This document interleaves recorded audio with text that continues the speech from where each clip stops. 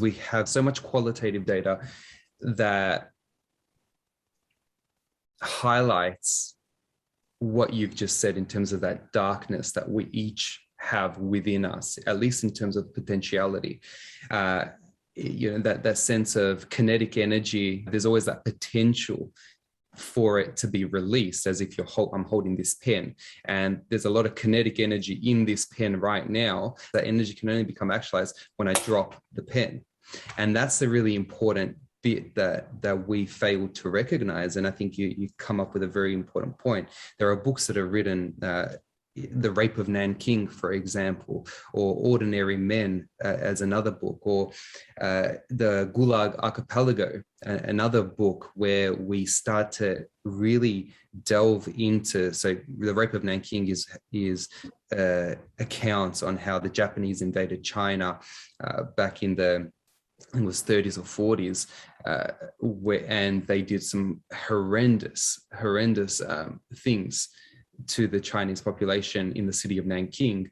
Whereas you've got Ordinary Men, which is a tale about a police battalion in a European country that were just ordinary police officers, and they were instructed to do some evil things in the Nazi era, and many of them did these things. One thing that was really interesting is they were given an option. You can either say no to these actions, or you can agree to them. And these actions were things like killing little children and women and older men. And many of them said, well, if I don't do it, then my buddy has to do it, so I have to do it.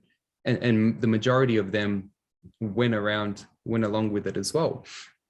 And then you've got the Gulag Archipelago, which describes the socialist dream of Russia at the time, and how the Solzhenitsyn, who was the author and one of the people who stayed within that Gulag, the types of things that happened in those situations, it was disgusting. I hesitate to talk about all the evil stuff that happened in there. But even things like Man's Search for Meaning, written by Viktor Frankl, talks about the kapos, who were Jewish people who were in charge of the camps at the time. They were picked by the Germans, the Nazis at the time, to just head the camps, and they would turn on their own people and beat them and do the rest of that. It's this sort of darkness, this, as you talk about the shadow, that shadow self becomes more and more ingrained, and we have to ideologically argue against it because we have a preconceived idea of how humans are supposed to act. But any delving into the evolutionary psychology and biology of who we are as human beings will show that to be a bit farcical. Yeah. I'm really interested in some of the ideas that you've brought up there, because you've just given a kind of account of a series of these kinds of events happening in different countries at different times in the last couple of centuries, and we've repeatedly seen societies fall into abusing their own citizens for a number of reasons. But one salient one, which I think you could probably apply to a number of those, is some sense of the idea of doing it for the greater good. And it licenses some atrocities. And I've been sort of formulating a bit of a hypothesis about why it is that our current kind of Western society, maybe more specifically here in Australia, why it is that there seems to be a view that we wouldn't be capable of getting back to a place like that. And there seems to be some kind of idea that we've evolved further, that we are more civilized now than people were historically. And there's a view of history And again, just going back to that idea that we look back on history, say what happened in Nazi Germany, and we assume that we would be the person who would say, I'm not going to participate in this, and to call out the evil for what it was. But that didn't happen.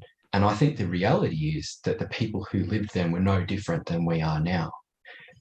In fact, Germany in the 1930s was an incredibly affluent society, very successful. It was, there was lots of education, lots of kind of progressive thinking and those sorts of things. Really no different in many respects to how we are right now. So some notion that we're no longer capable as a society of behaving in those ways, I think is really misguided. And it's a misunderstanding of history. We need to learn those lessons and apply them now.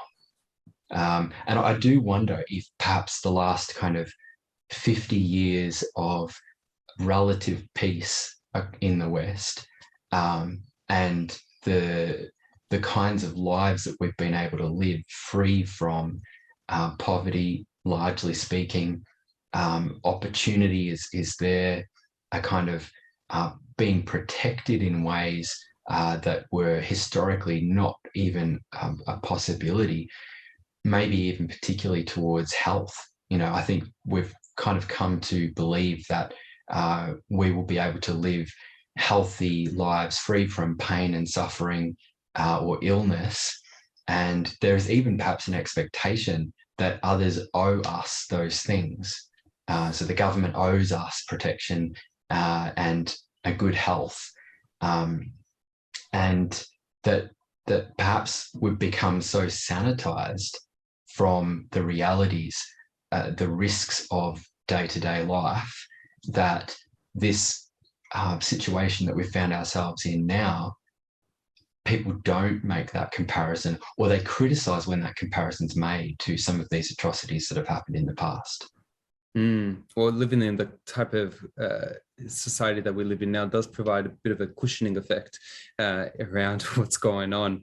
I want to pick up on one of your points around this medical, this greater good of the people. And C.S. Lewis, a great Oxford Don at the time, good mates with J.R.R. Tolkien, who wrote The Lord of the Rings, he said, "Of all tyrannies, a tyranny sincerely exercised for the good of its victims may be the most oppressive. Those who torment us for our own good will torment us without end, for they do so with the approval of their own conscience." Mm.